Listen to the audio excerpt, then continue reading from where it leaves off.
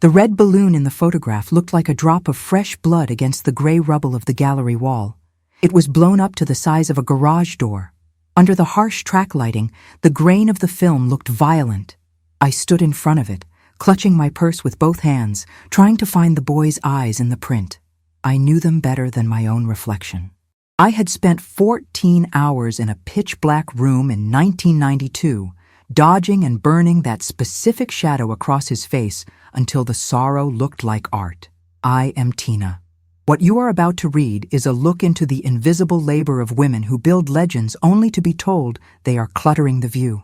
My grandson Jason tapped me on the shoulder. He did not use his gentle touch. It was a stiff, steering grip, the kind a bouncer uses on a drunk. "Grandma, you are blocking the flow," he whispered. I looked up at him. Jason is 24.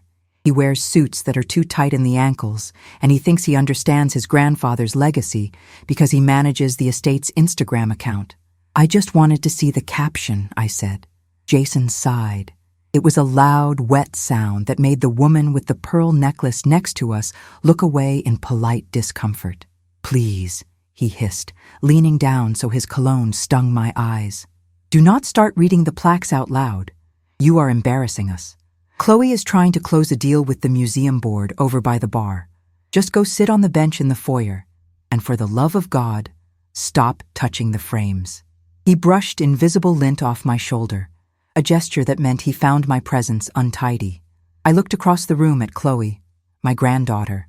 She was holding a flute of champagne, laughing with her head thrown back, her neck long and elegant. She looked like a swan who had forgotten that I paid for her braces, her college tuition, and the down payment on her first apartment with the money I saved from developing wedding photos on the side. I walked to the bench. It was velvet and uncomfortable. From this distance, the gallery looked like a shrine. They called the exhibition The Eye of Truth. It was a retrospective of Elias Thorne, my late husband, the man the world called a saint. The room was filled with the elite of New York. Critics in black turtlenecks, donors in silk, students who looked at the photos with religious awe. They were there to celebrate the man who went to war and brought back humanity. They did not know that Elias could not load his own camera if he had more than 2 drinks. They did not know that for 40 years, the Eye of Truth had terrible vision.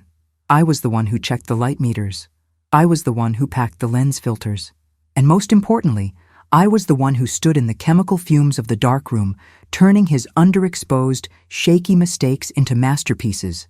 But tonight, I was just the widow in the out-of-style dress, the embarrassing relic that smelled like mothballs. I watched Jason guide a group of investors toward the main display. He stood in front of the photo of the weeping soldier. I could hear his voice carrying across the polished concrete floor. "My grandfather took this shot while under heavy mortar fire," Jason said, his voice dropping an octave for dramatic effect. "He waited in that trench for 6 hours to get the perfect light. It captures the raw isolation of the human soul." I felt a cold laugh bubble up in my throat, but I swallowed it down. It tasted like bile. Elias had not been in a trench. He had been in a hotel room in Beirut, hungover, shooting through the balcony railing with a telephoto lens while I held a cold compress to his neck. The soldier wasn't weeping over the war. He was crying because he had dropped his cigarettes in a puddle. I created the isolation in the darkroom. I cropped out the hotel awning. I darkened the edges to create that tunnel vision effect. I spent 3 days manipulating the contrast to make the soldier look like a martyr instead of a clumsy boy. Jason looked over at me on the bench. He gave me a sharp look, checking to make sure I was staying put, like a dog told to stay. Then he turned back to the donors, smiling that charming smile he inherited from Elias. "The genius of Elias Thorne," Jason said, raising his hand toward the wall, "was that he never altered the truth. He only captured what was there." My grip tightened on my purse. The leather creaked. The truth. They had framed the lies in mahogany and hung them under spotlights. And they had put the only person who knew the real story on a bench in the hallway so she wouldn't ruin the aesthetic. I stood up. My knees popped, a dry sound in the quiet hum of the gallery. I was not going to make a scene. I was not going to yell. That is what crazy old women do. I walked toward the bathroom, passing the large print of the refugee boat. Chloe saw me moving and intercepted me near the catering table. She grabbed my elbow. Her nails were sharp. "Nana, where are you going?" she asked through a clenched smile. "To the restroom," I said. "Good," she said. "Fix your hair. The stray strands are messy. And stay in there for a bit, okay? The Times critic is arriving in 10 minutes. We want the focus on the art, not the family baggage." Family baggage. I looked at her smooth, unlined face. She had no idea that the baggage she was talking about was the only reason she was standing in this room. I went into the restroom. It was tiled in black marble and smelled of expensive soap. I looked at myself in the mirror. I saw a gray woman, a quiet woman, a woman who had spent a lifetime in the dark so a man could shine in the light. I reached into my purse. I wasn't looking for lipstick. I moved past the tissues and the mints until my fingers brushed against the cold metal of a flash drive. It was small, silver, and heavy with 40 years of secrets. I had brought it just in case they asked me to speak, just in case they wanted to know the woman behind the genius. But they didn't want me to speak. They wanted me to hide. I looked at the door. I could hear the murmur of the crowd outside. They were toasting Elias. They were toasting the lie. I put the flash drive back in my purse. I wasn't going to give it to them. Not yet. If they wanted to erase me, I would let them try. But ink is hard to remove once it has soaked into the paper. I washed my hands. I dried them slowly, one finger at a time. When I walked back out, I didn't go to the bench. I walked straight to the center of the room, right behind Jason, and I waited. I stood so still, I became a statue. Jason was in the middle of a story about how Elias saved a child from a burning building to get a shot of the flames. I cleared my throat. It wasn't loud, but in the acoustic perfection of the gallery, it sounded like a gavel hitting a desk. Jason froze. The room went dead silent. The guests turned their heads. Champagne flutes paused halfway to their lips, looking for the source of the interruption. I saw the panic flare in my grandson's eyes. He looked like a deer caught in headlights, terrified that his grandmother was about to start shouting about the time he wet the bed when he was 12. But I didn't shout. I didn't say a word. I just stood there, clutching my purse, letting my presence be the friction in their perfectly polished evening. Before Jason could stammer out an excuse, a heavy hand landed on his shoulder. It was Marcus, my son. Marcus didn't look at me. He didn't even blink in my direction. He moved past Jason and took the microphone with a smooth, predatory grace. He wore a suit that cost more than the house I grew up in, and he commanded the room not like a grieving son, but like a man closing a merger. "Thank you, Jason," he said. His voice was deep, practiced. He signaled to the tech booth at the back of the room. The lights in the gallery dimmed, plunging us into a curated twilight. The spotlight that had been on Jason shifted, leaving my grandson in the dark and illuminating Marcus against the stark white wall. Marcus took the stage with the confidence of a tech CEO rather than an art curator. He didn't talk about light or composition. He talked about data. Behind him, a massive screen displayed the Synthetographer, a new AI program trained on the 50,000 images in Elias's archive. The screen flickered. A grid of photographs appeared. They were breathtaking. They were tragic. They were fake. "We can no longer risk human lives to document war," Marcus announced, pacing the small stage. "But we don't have to. The AI has learned Elias's soul. It can now generate hyper-realistic, ethically weighted images of current conflicts based on news reports." He paused for effect. The crowd leaned in. I felt a cold knot tighten in my chest. "We are automating empathy," he said. A murmur of appreciation rippled through the room. They nodded at each other, these wealthy patrons, marveling at the efficiency of it. Why send a man to die in a trench when a computer could dream up the horror for you? I looked at the screen. The program was generating a new image in real time. It showed a woman weeping over a pile of rubble. The contrast was high. The shadows were deep and crushed, creating a tunnel vision that forced the eye to the woman's tear-streaked face. My hands started to shake. I had to clasp them together to stop it. They called it Elias's soul. But Elias never understood shadows. Elias was obsessed with light, with overexposing everything until the subject was washed out and holy. It was me who spent nights in the darkroom, burning the edges, deepening the blacks, manipulating the chemicals until the tragedy looked heavy enough to break your heart. The AI hadn't learned Elias's soul. It had learned my hands. It had analyzed 30 years of my labor, my corrections, my hidden artistry, and it was attributing it to a dead man and a machine. This was the ultimate erasure.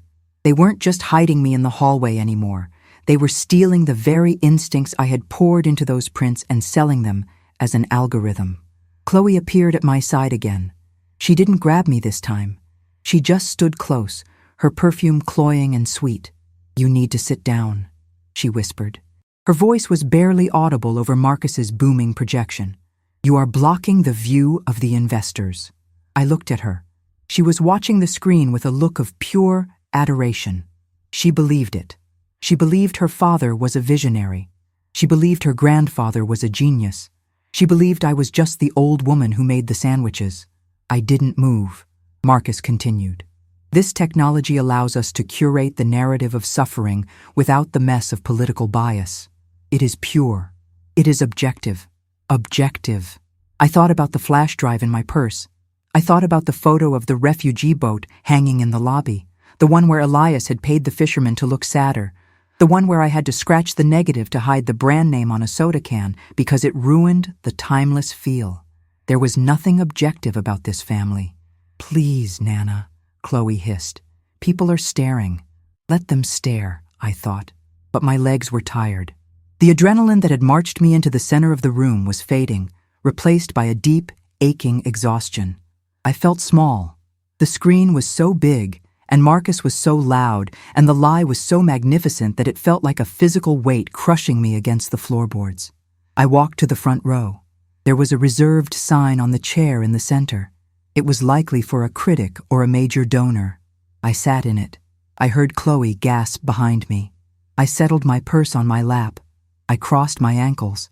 I looked up at my son, who was currently explaining how the software could adjust the sorrow levels of a generated face. Marcus faltered, just for a split second. His eyes flicked down to me, sitting in the seat of honor, gray and silent and immovable. He cleared his throat and looked away, turning back to the screen. "And that is the future of the Thorne legacy," he said, his voice a little too tight. The presentation ended. The lights came up. The applause was thunderous. People stood up, cheering for the machine that could cry for them. Marcus beamed. He looked triumphant. He looked like he had gotten away with it.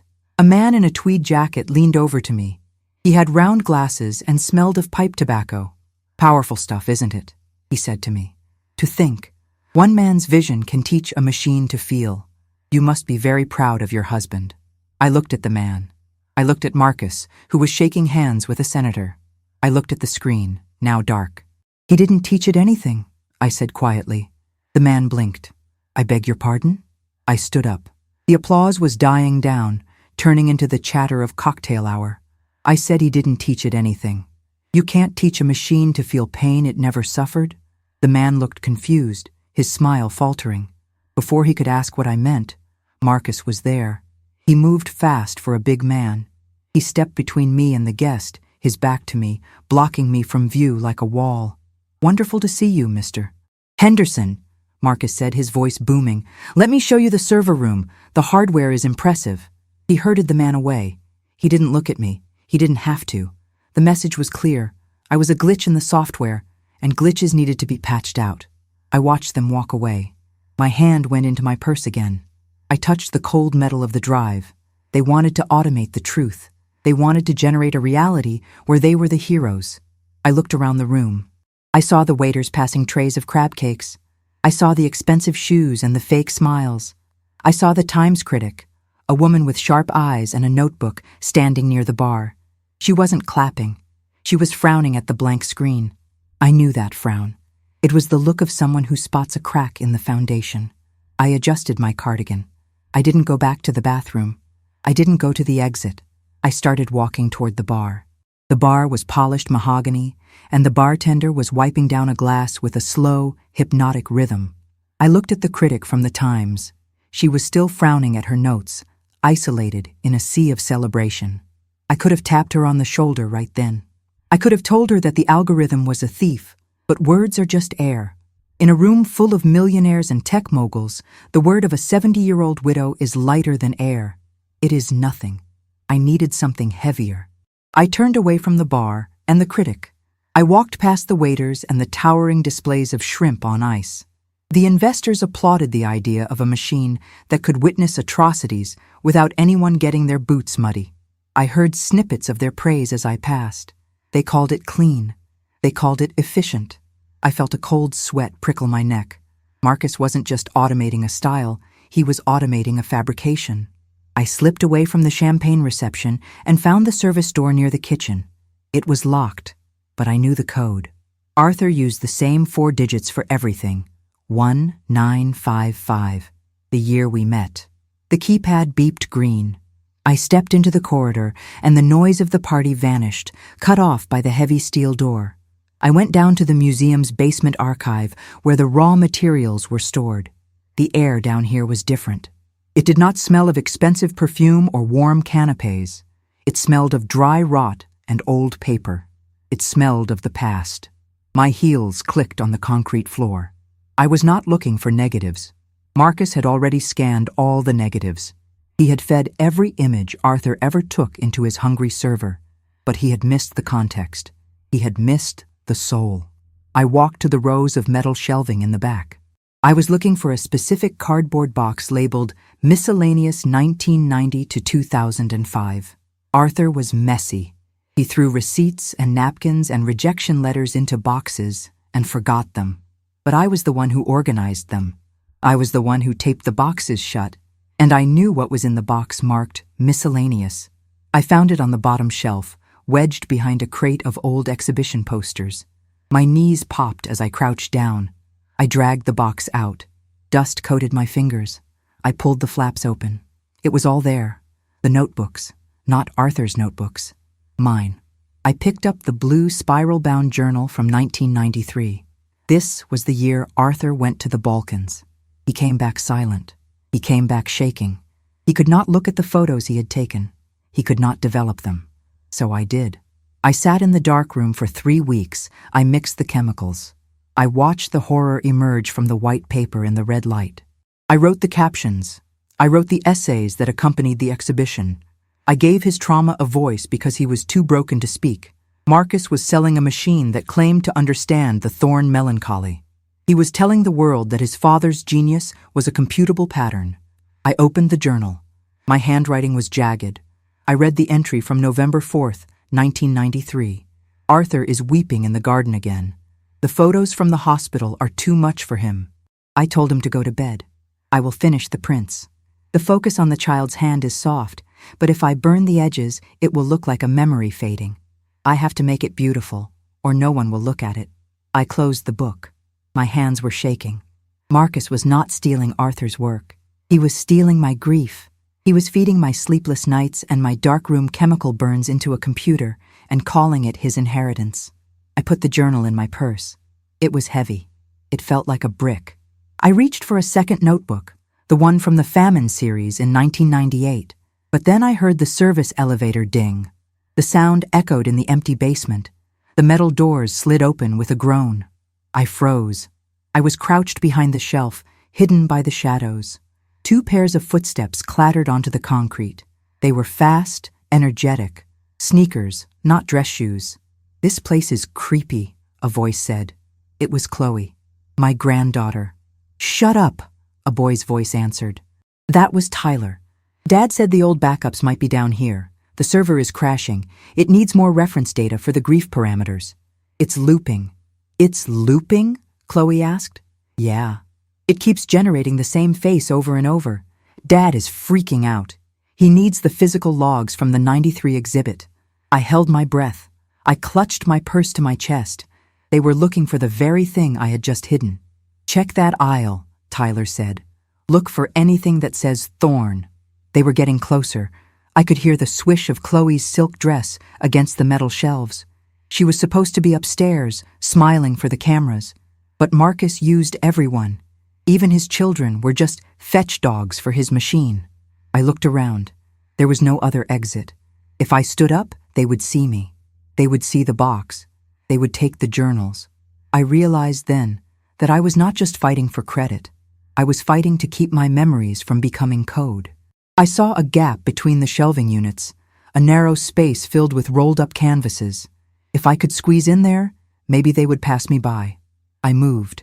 My shoes scraped against the floor. A tiny sound, a scratch in the silence. Tyler stopped moving. "Did you hear that?" he asked. I pressed my back against the cold metal shelf. I closed my eyes. "Hear what?" Chloe said. "It's just rats, Ty. Come on. This place smells like Grandma's attic." I bit the inside of my cheek. The disrespect was casual, automatic. To them, I was just a smell. I was dust.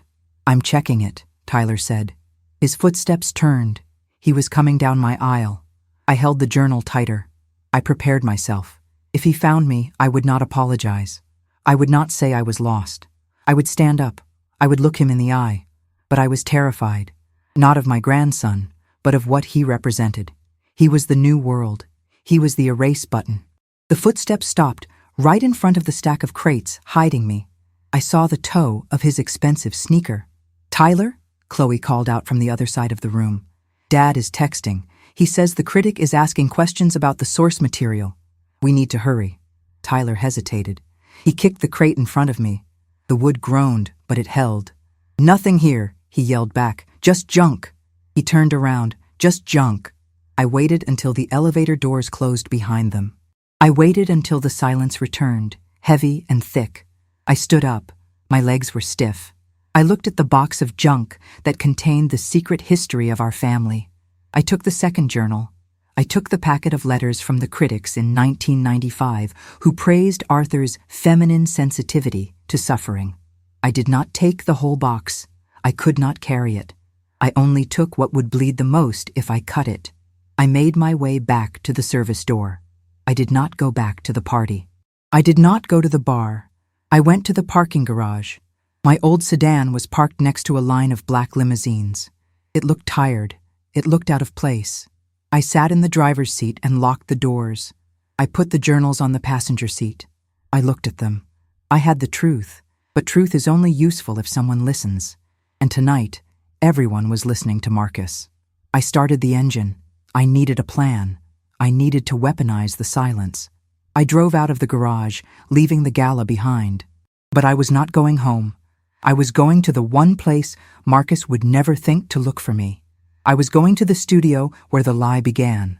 But as I merged onto the highway, my phone buzzed in my purse. I ignored it. It buzzed again and again. I glanced at the screen. It was not Marcus. It was not the grandchildren. It was a number I did not recognize. I let it go to voicemail. I focused on the road. The rain had started, smearing the lights of the city into long, weeping streaks. 10 minutes later, at a red light, I checked the voicemail. "Mrs. Thorne?" The voice was sharp, professional. "This is Ilara Vance from the Times. I saw you leave. I saw what you were holding. We need to talk." I stared at the phone. She had seen me. The light turned green. I did not move. Cars honked behind me. I had a choice. I could drive home, hide the journals under my bed, and let my son have his victory. I could be the quiet, embarrassing grandmother who disappeared. Or I could turn the car around.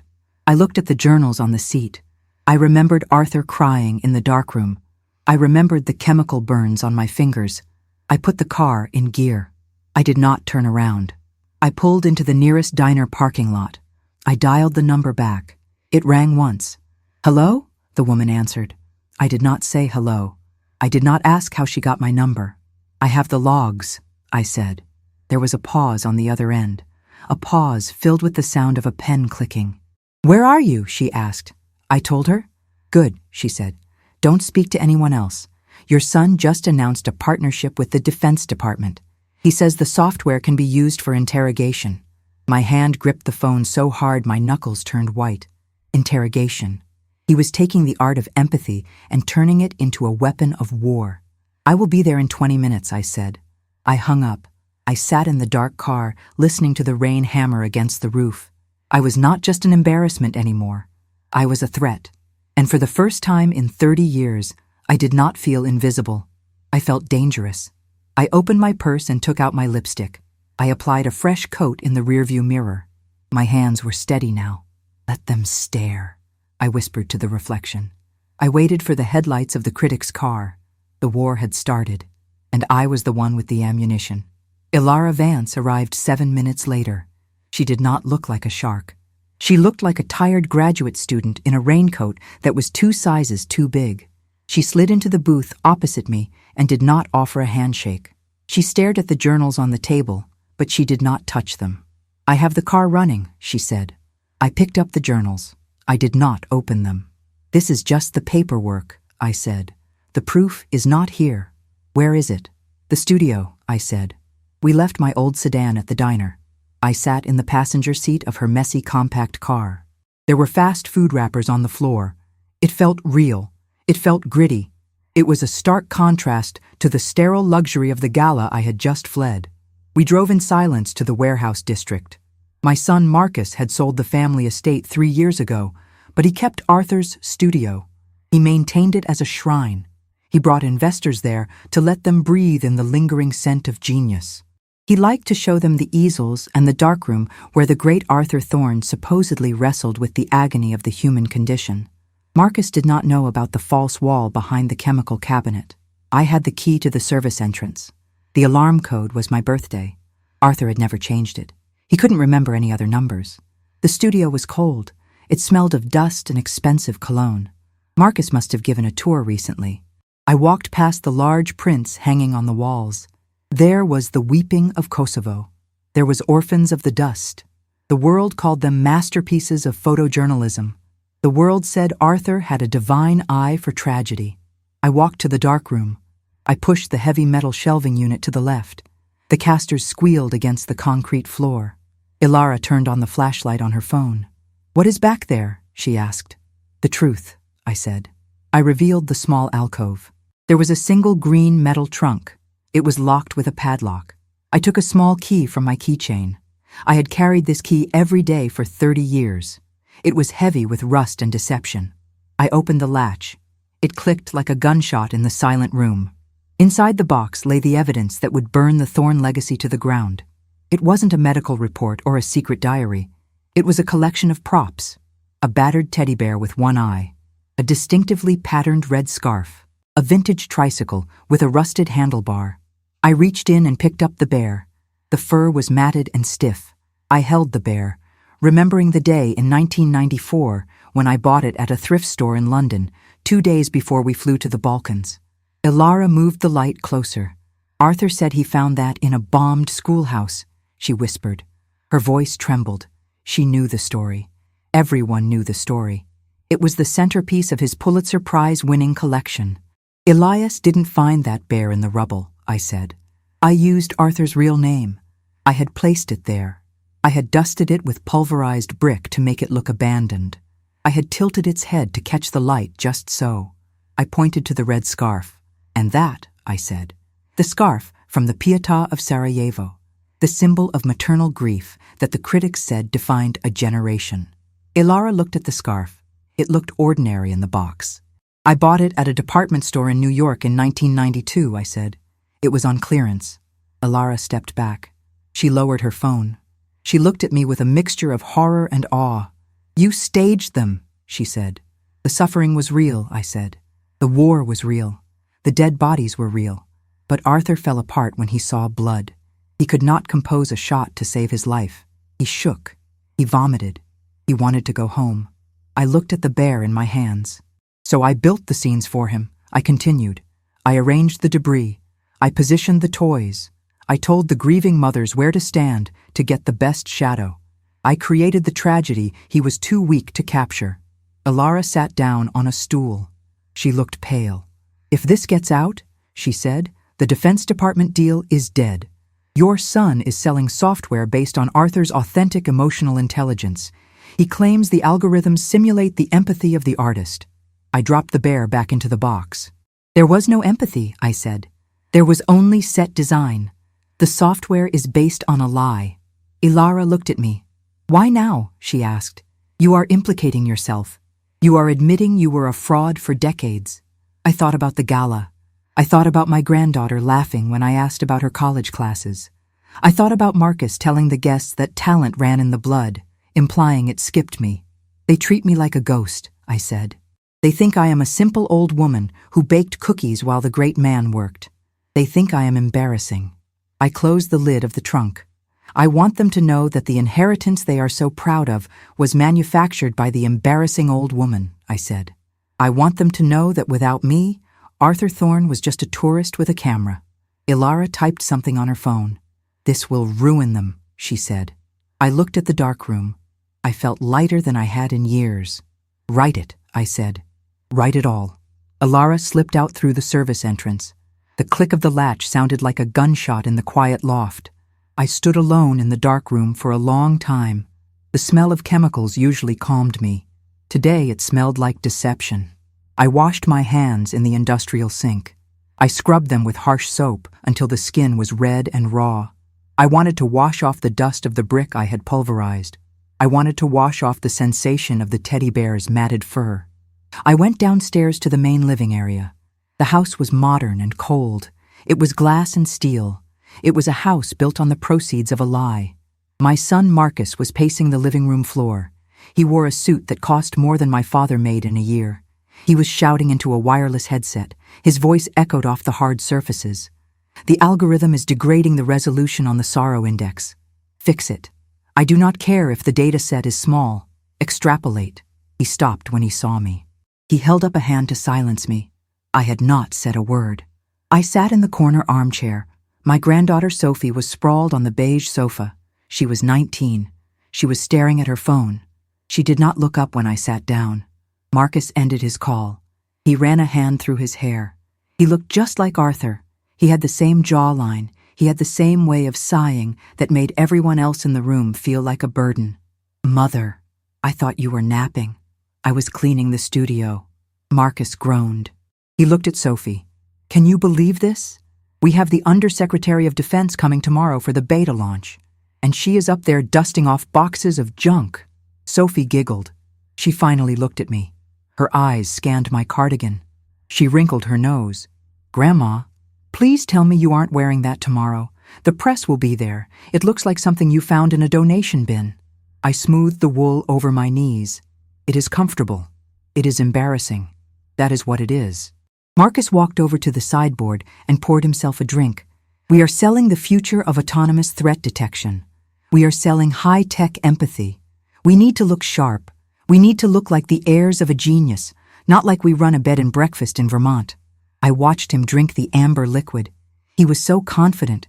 He was so sure that the world belonged to him because his last name was Thorne. The presentation is ready. Marcus turned to the large television screen mounted on the wall. Watch this. I want you to see what your husband's legacy has built. He tapped his phone. The screen flared to life.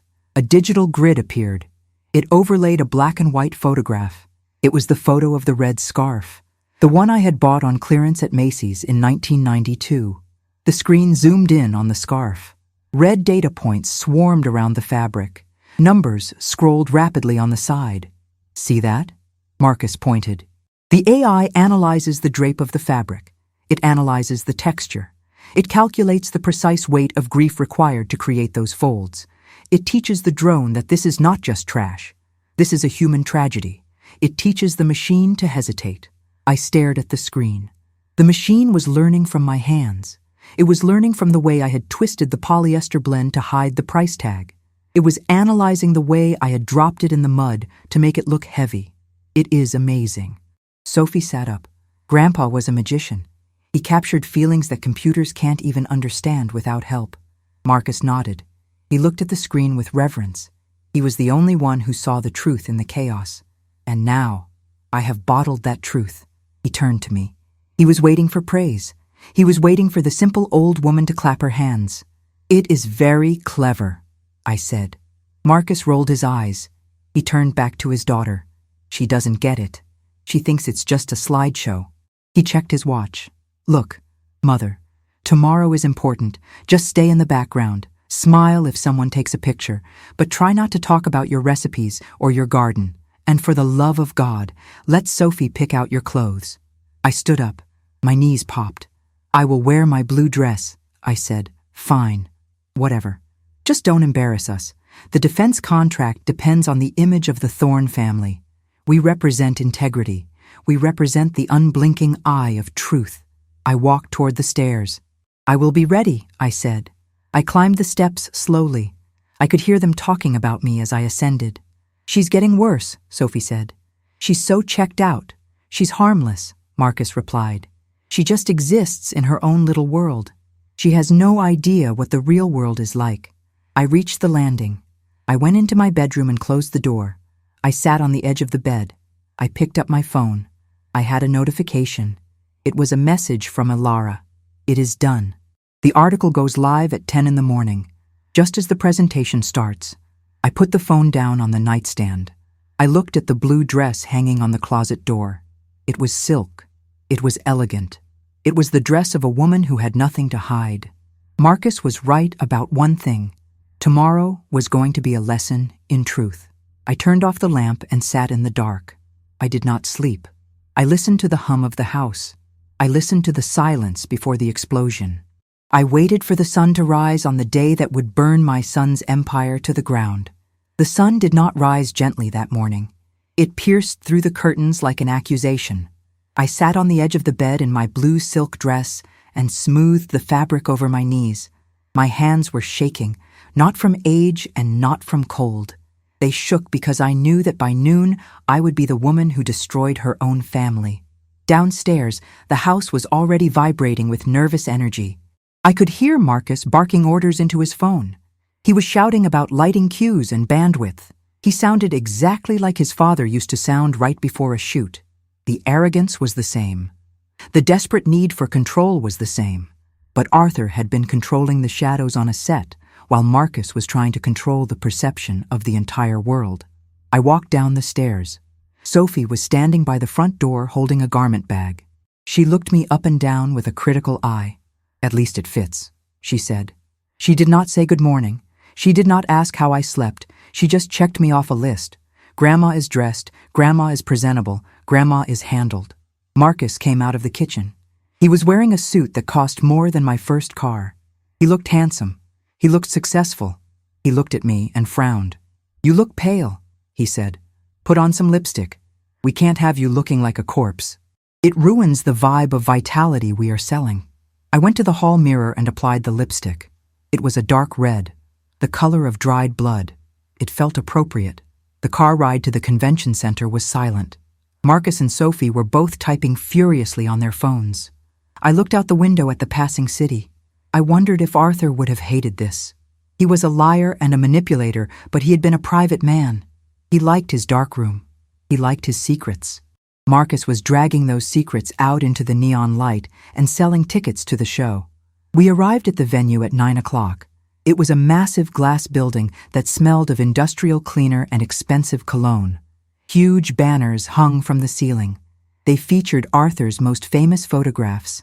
There was the photo of the weeping soldier. There was the photo of the child in the rubble. And there, directly over the main stage, was the photo of the famine. I stopped walking. I stared at the image. It was blown up to the size of a billboard. The grain of the film was visible. The stark contrast of the ribs against the skin. The hollow eyes staring into nothingness. Marcus stopped beside me. He placed a hand on my back, but there was no warmth in it. It was a steering maneuver.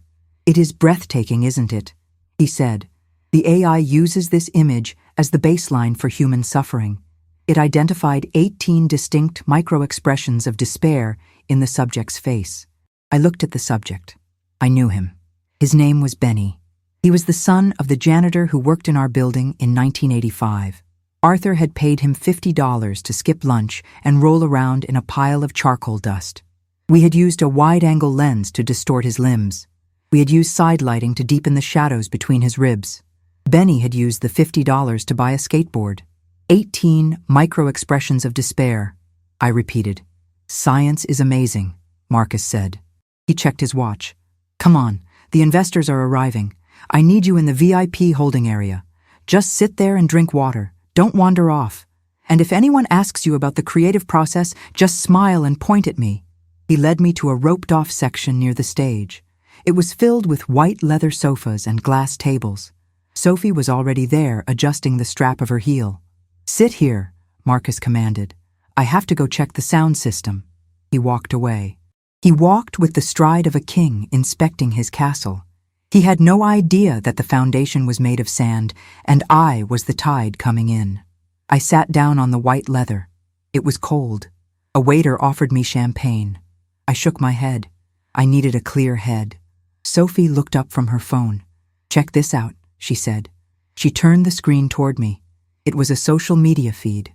Thousands of comments were scrolling by under a picture of Marcus. Visionary, the heir to the truth. Finally, technology with a soul. They love him, Sophie said. Her eyes were shining. We are going to be so rich, Grandma, like private jet rich. I looked at her young face. She was so sure of her place in the world. She was so proud of the name Thorne. I felt a sharp physical pain in my chest. I was about to take that pride away from her. I was about to turn the name Thorne into a punchline. Is money the most important thing to you, Sophie? I asked. She laughed.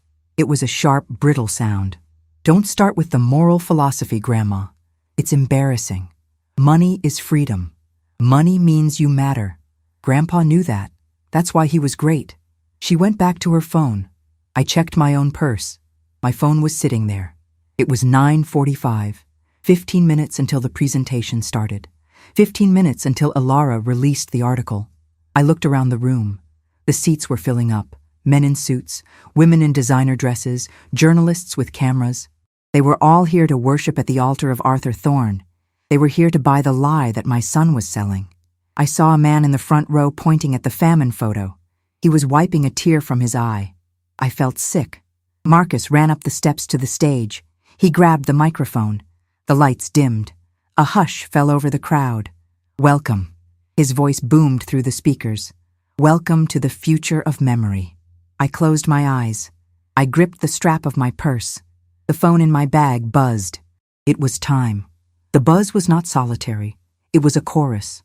First one phone lit up in the front row, then another 3 rows back, and suddenly the darkened room was speckled with the pale blue glow of screens. It looked like fireflies waking up in a graveyard. The sound was a ripple of chimes and vibrations that cut through Marcus's rehearsed pause. He frowned. He did not like losing the spotlight. He tapped the microphone. Please silence your devices, he said with a tight smile. We are approaching the climax of the presentation. But the heads did not lift. The eyes did not return to him. I saw a woman in the second row gasp and cover her mouth. I saw the man who had wiped away a tear moments ago turn around and look at me. His expression had shifted from reverence to confusion. Sophie nudged me. Her fingers were digging into my arm. Grandma, she whispered. Her voice was trembling. What is this? Why is Alara tagging you in an article? She shoved her phone in my face. The headline was bold and simple. The Art of Deception, How the Thorne Legacy Was Staged. I gently pushed her hand away. I did not look at the screen. I looked at the stage. Marcus had stopped speaking. Someone in the wings had handed him a tablet. I watched his face as he read. The arrogance drained away like water from a cracked vase. He looked small. He looked like the boy who used to break my porcelain figures and hide the pieces under the rug. He looked up. His eyes found me in the darkness. There was no love in them, only panic and a sudden vicious anger. He pointed a shaking finger at me. This is a misunderstanding. He stammered into the microphone. His voice echoed too loudly. My grandmother is confused. She is old. She doesn't understand the technology. The crowd turned to look at me. Hundreds of faces. I felt the heat of their judgment, but it did not burn me. I stood up. My knees popped, but I kept my back straight.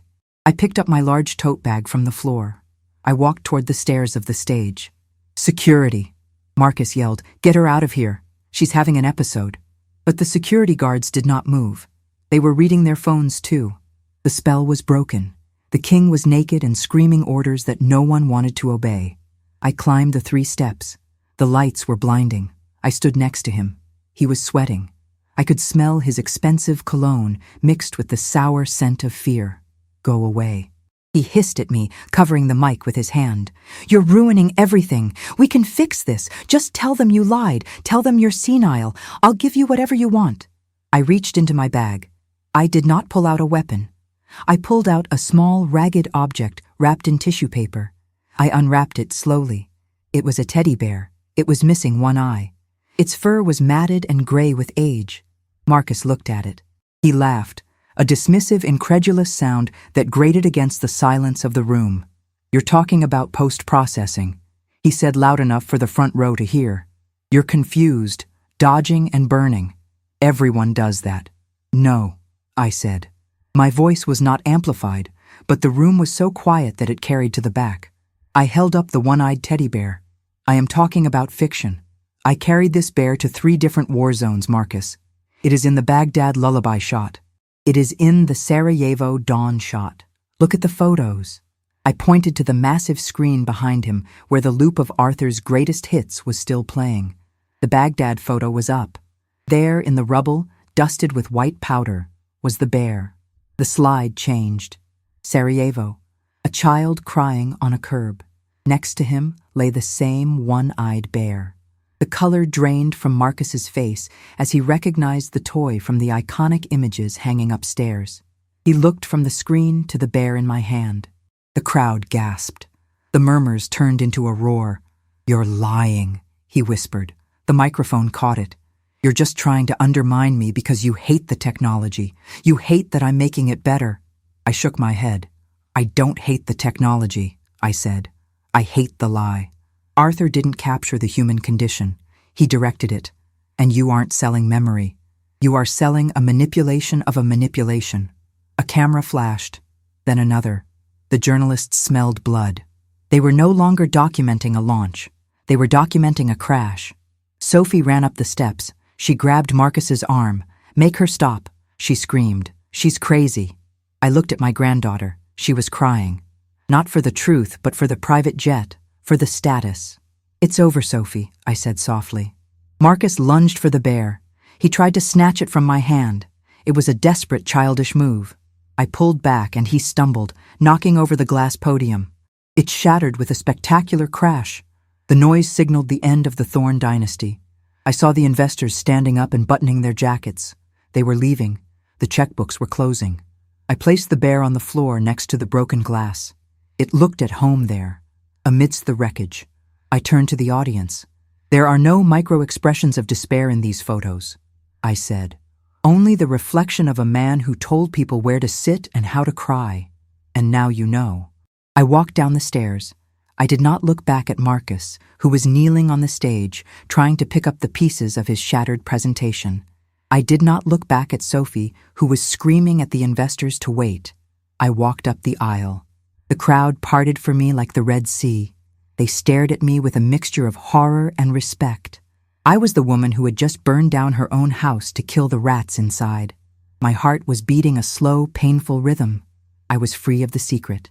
But as I reached the heavy double doors at the back of the room, I realized that freedom felt remarkably like loneliness. I pushed the doors open and stepped out into the cool lobby. The air smelled of rain and exhaust fumes. It smelled real. I needed to sit down. I found a bench near the coat check. My hands were shaking now. The adrenaline was fading and leaving a cold, hollow space in my chest. A young woman with a press badge came running out of the hall. She spotted me.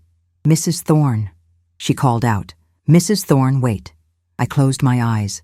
I didn't want to talk anymore. I had said everything that mattered. "Mrs. Thorne." She was breathless. She stopped in front of me. That was incredible. But why now? Why wait 30 years to tell the truth? I looked up at her. She was young, maybe 25. She had the same hungry look Arthur used to have. "Because the paint finally dried," I said. She looked confused.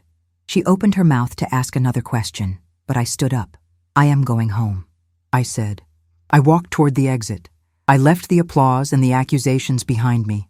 I had one more stop to make before I could truly rest. I had to go to the cemetery. I had to go tell Arthur that I had finally cleaned up his mess.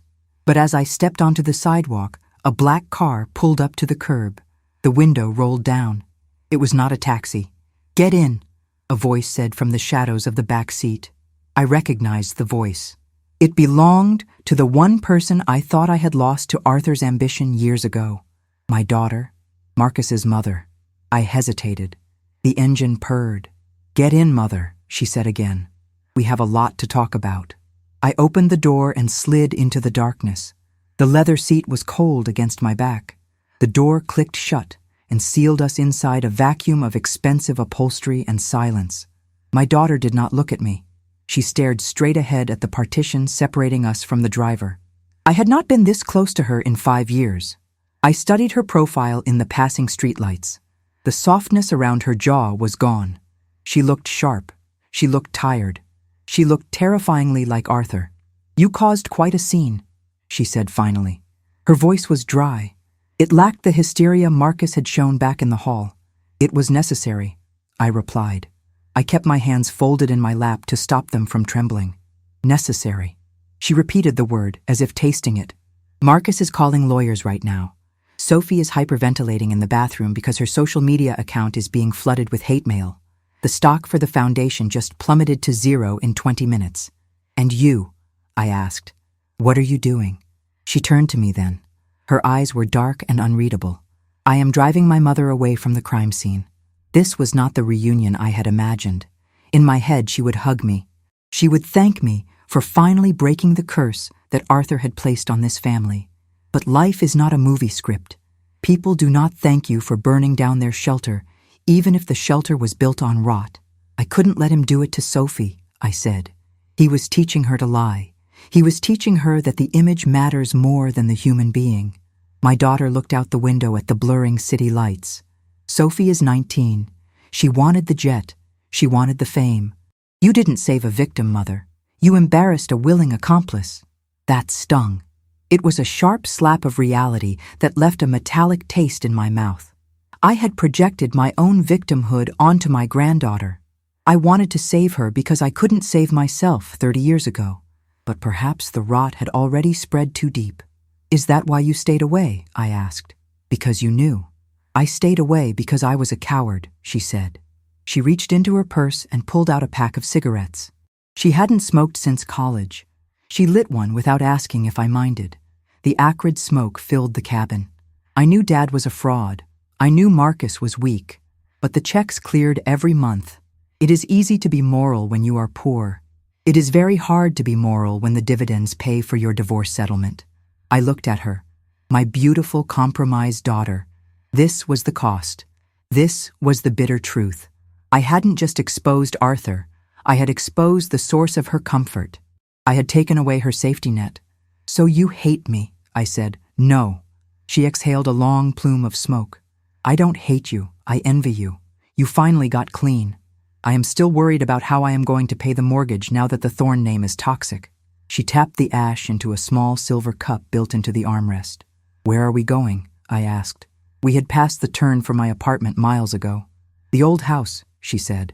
My stomach tightened. "I sold that house 10 years ago. Marcus bought it back," she said, "through a shell company. He wanted to turn it into a museum, the Arthur Thorne birthplace. He was going to announce it next month." She laughed. It was a dark sound. "I guess that won't be happening now. But I have the keys. We need to go there." "Why?" "Because there is one more thing," she said. "You exposed the photos, you exposed the fake war zones, but you didn't expose the ledger." I frowned. "The ledger? Dad didn't just take pictures," she said. "He kept records. Detailed notes on which politicians hired him to stage disasters to drive up urgency for their campaigns, which charities paid him to create tragic orphans to boost donations. If Marcus gets that book, he destroys it. If we get it, we burn the whole system down. Not just the family, the whole industry." She looked at me. The cigarette burned close to her manicured fingers. "You started this fire, Mother," she said. "Do you have the stomach to let it burn all the way to the ground?" The car slowed down. We were leaving the city limits. The road was dark and lined with heavy oaks. The car turned onto the gravel driveway. The headlights swept across the familiar brick facade of the house where I had raised my children. It looked like a mausoleum. "He is here," she said. I looked. A sports car was parked haphazardly on the lawn. The front door was wide open. Light spilled out onto the grass like a wound. I opened the car door. The night air was cold. My knees hurt. I was an old woman who should have been in bed. But the silence I had kept for 30 years demanded a final payment. "Let's go," I said. The gravel crunched under my orthopedic shoes. It was a sound I had heard 1,000 times carrying groceries or school projects or sleeping children into this house. Now it sounded like bones breaking. My daughter did not wait for me. She walked straight to the open door with the confidence of someone who knew exactly where the skeletons were buried because she had helped dig the graves. We found Marcus in the library. The room was a wreck. Books were pulled from the shelves and thrown onto the Persian rug. The velvet armchair where Arthur used to sit and smoke his pipe was overturned. Marcus was on his knees by the fireplace. He was clawing at the brickwork with a letter opener. He looked up when we entered. His face was pale and slick with sweat. He did not look like the confident man who had charmed the museum donors an hour ago. He looked like a frightened child caught stealing loose change. "You," he spat the word at me.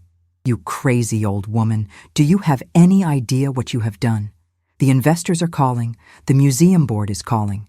My phone has not stopped buzzing for 40 minutes. I watched him. I did not feel anger. I felt a terrible, heavy pity. He was 50 years old, but in that moment, he was 6 again and blaming me because he had broken his toy.